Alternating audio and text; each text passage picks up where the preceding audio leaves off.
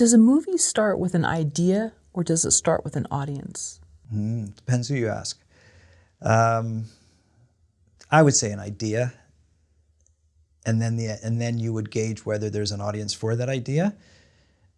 But if you do have an audience and you want to cater to that audience and there's demand, then you create an idea to cater to it. Not unlike a product, right? Let's say that, and again, let's use Apple as an example, okay? You know, the founders of Apple said, hey, the computer market is new and we need something that's super user-friendly. That's what the audience, the consumers want. They want super, super friendly. So then they create, I think then they create a product to cater to that demand, as opposed to, hey, we're going to make a super, well, mind you, I guess it could go either way. We're going to make a super friendly, user-friendly computer, and we suspect that the consuming base will really love it. So I guess it could go either way. Whereas, you know, with the case of a movie, generally independent films start with an idea, because independent filmmakers are artists and they want to express their artistic, you know, sensitivities and that type of thing. So they'll say, this is what I want to do, and I'll make a movie to do it. And unfortunately, not enough of them think about who the audience is going to be afterwards, and then it's really hard to get to that audience. I would think studios, though, would say, hey, feels like we talked about before, there's some trending going on in, you know, horror films or sci-fis, and so let's get some sci-fi ideas in here. Let's make a couple more of those because it feels like that's the way the market's going to go for a bit. And then when the idea has brought such an audience, hence sequels happen, and then it almost seems like the original idea gets cheapened in a sense toward the end of the sequel run. Maybe I'm wrong. How does that happen? How does this precious idea that garnered this audience then through many iterations become, it's like, okay, I think they I don't want to say beat a dead horse, but you know, in that they took too long with it, or there's too many, they tried too hard and it ruined that original concept, maybe not. Sequels are, you know, a component of marketing. I mean, when something works, why not capitalize on it and make some more money off of it? So hence a sequel, that's what it is. I mean, you know, you have a product that is working really well, bring out the second edition of it. You know, iPhone worked well, bring out iPhone 2, bring out iPhone 3, bring out iPhone 4. Why not? You got the market. They want more, better, greater. Just keep giving it to them. In the case of a sequel, in movies, you use the word cheapen. I could give you lots of examples where the sequel is actually better than the original one. And I would say that, you know, Empire Strikes Back with Star Wars was a better movie than Star Wars. It needed Star Wars to get it going, but that was a far more entertaining movie. And that's because now the concept was proven and the studio was prepared to spend more money and maybe give a little more creative control to the producers and the directors and that type of thing. So hence they had more resources to make a better movie. But you are right, in a lot of cases it becomes cheaper because they're just trying to capitalize on, you know, a trend that they built and just throw it out there, similar style, and not really think about it as much, and it's not as artistic. But the bottom line is they work. I mean, statistically, if you look at the numbers and the economics behind it, sequels generate a lot of money. And, you know, maybe not as much as the first one, maybe sometimes more. I mean, look at the Rocky franchise. They just kept getting bigger and bigger and bigger, those movies. So why not? It's the same story, you tell it over a few times, but it's a good story and people like it. So if you get people invested in the characters and the idea and you take them on that ride, and it works sometimes then. It's not always it doesn't always cheapen it. It's about the audience. I mean, if you're focused on the audience and the audience is enjoying it and that's what they want, then I wouldn't use the word cheapen it. You're just giving them more of what they want. Artistically, you know, if you're talking about an artist might say, you've compromised your artistic integrity by, you know, just copying the same thing over and over and over, and that would be correct. But for the studios, it's primarily about profit. So why not get more of the same? They're predictable. And do you think that studios bank on the fact that the audience will age and they can go along with these sequels, or they know that there are going to be new audiences cropping up? the descendants of the original audience Yeah. weren't. Well, I mean, it's funny I just mentioned Rocky because that's a perfect example of what you're talking about. Because I think it was the 5 Rocky movies, and then, years later, they come out with Creed. So, and Creed is, Apollo Creed, the character from the first movie, his son. Now they have a whole new line of movies based on that. So would you call that a sequel, or what would that be? It's an ancillary product that came out of a very successful franchise. And so they're creating a second franchise out of a first franchise, which I think is super smart. And, so we grew up with Rocky, right? I don't enjoy the Creed movies as much as the Rocky movies, but my kids do. My kids like them way better because that's the new hero. He's younger, he's got a certain personality that they relate to more than Rocky. Sure, So, times change, yeah. So does it cater to me? No, but it caters to a younger audience that, sort of capitalizes on the same thing that they capitalize on us with Rocky. Sure. And it works well. What do you think about the sentence, "Don't write for the market"? I'm not a typical filmmaker. I come from the business side of the filmmaking industry. Like I told you, I didn't go to film school. I went to business school, law school. So, and I'm not going to say that I'm not artistic, because I am. And I really, really care about the creative process and the artistic integrity, that very, very much so, because you don't want to cheapen the product. And I take a lot of pride in the stuff that I do. But don't write for the audience. Like, who are you writing for if it's not for the audience? If it's for if you want to write for yourself, no problem. But if you want your movies to be successful and you want, to make a career out of it and be financially comfortable, you got to consider the audience. I mean, they're the people paying for it to consume it. Again, if you have the luxury of not worrying about that and not having to make a living from it, then write for whoever you want, write for yourself. But if you have to make a living from your audience because you want them to pay to consume your product, you better cater to them. What about the purists, though, that feel that their creation is and I'm using cheapen too much, so I'm going to try to find a new word, but that it's being tainted. Compromised. Oh, compromised. I like that. Yeah, That's good. Yeah. Compromised and changed by too many hands, then maybe is just making films for those that are so precious about their ideas and they don't want too many, whether it's a test audience, change this part here, that maybe that it's just best to make the film in the sense the way you made your first film with your grandfather's story, that it was something that you needed to do and you really felt contentment after you finished it, but you weren't there to try to sell it in terms of it wasn't supposed to be this $1 million idea. Right. And that there are two kinds of filmmakers and that's okay. It's definitely okay. But again, it depends what financial comfort and luxury you have in your life. If you're doing this to make a living, then you have to focus on the audience. If you don't, it's not about making a living, but it's an artistic endeavor that's either a hobby or something that it's not going to change your life and you don't need it to make income, then yeah, you have to do whatever you want to do. But here's the advice I would definitely give to independent filmmakers.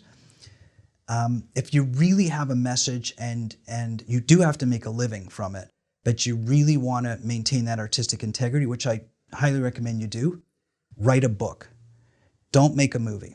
A book is so much cheaper to write and to publish than it is to make a movie.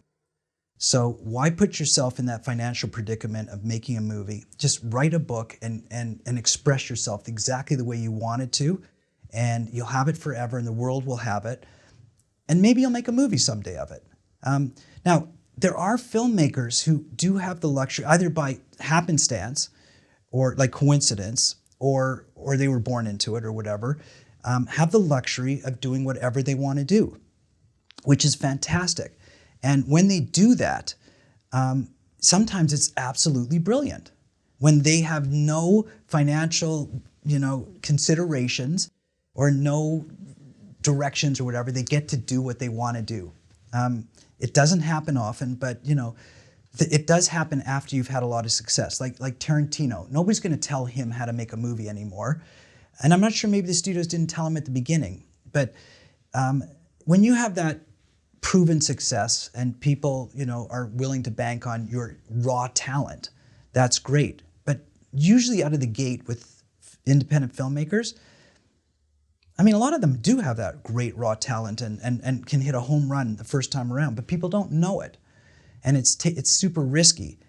So making a movie, and when I say make a movie, I'm not talking, $50,000 or $100,000. I'm talking, $800,000, $900 million or whatever. There's real money involved.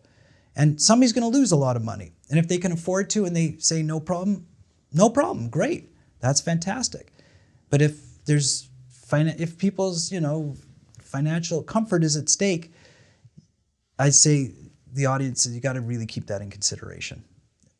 You brought up book, and forgive me, I'm reading this book about J.D. Salinger right now, and this woman who had a job at an agency answering his fan mail.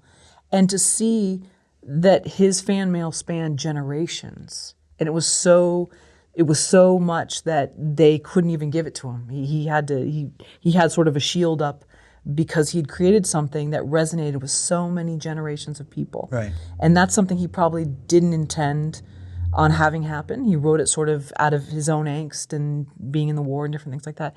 But that's one example of probably not intending to write for a market, but somehow it was lightning in a bottle. How rare is that?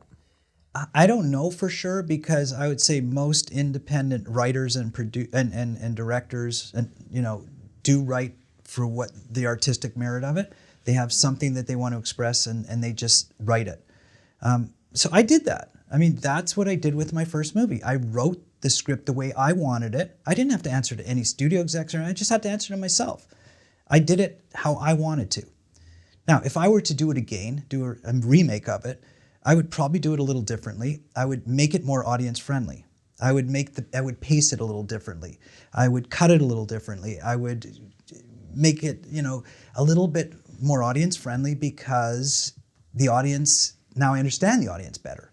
My Brother's Keeper? Sorry. Yeah, My Brother's Keeper. So I was to make that again. So, the first time around, you tend to believe that what you're going to make is going to be so artistically sound that it will resonate with audiences. And you don't really have to pay attention to them. You just have to be as creative as possible.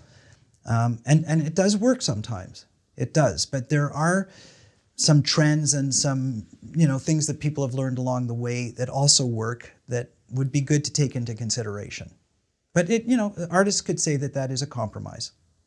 But do you think that that's good that you had that experience and that you knew a story you had to get out there for your own personal reasons, and now you can resonate with a lot of filmmakers who you probably have to have that talk with them because they're precious with their idea, but you also know that they need to sell certain territories, and that might not work in a territory. Yeah. Remember, I had like I said, the financial luxury of owning my own business and being financially comfortable. So I had also had 4 kids. So I would not have done that had I not had financial comfort behind me. It wasn't going to change my lifestyle. But if it was, if I wasn't going to prepare, listen, I had a dream and I wanted to live it, but I wasn't prepared to roll the dice on the rest of my life, on my family and my house and everything like that. That's still more important to me. So I guess I'm just that kind of guy. I'm super responsible that way, and I like to find the balance of living my dreams, and one of my dreams is having a nice family and a nice family life, right? So you got to keep that in balance. If you have that in your life, then do what you need to do. Like, just do it your way, stay the vision, do it exactly how you want to do it. And so, because at the end of the day, I mean, 2 things are going to happen. One is it's either going to be financially successful or not. But at the end of the day, what is most important is when you look back on that, that's your legacy in your life. You have to feel really good. You can't second guess yourself for the rest of your life saying, oh, if I would have stuck to my vision, or if I would have done this, or I would have done that. I mean, you have to say, this is what I wanted to do in my life. This is why I'm doing it. This is my dream. I'm sacrificing so much else. I want to keep the artistic integrity because that's what I want to do. That's the message I want to do. So I strongly, strongly encourage that. It's not, you see, the question is, what is a compromise? Everybody has a different level where they draw that line, right?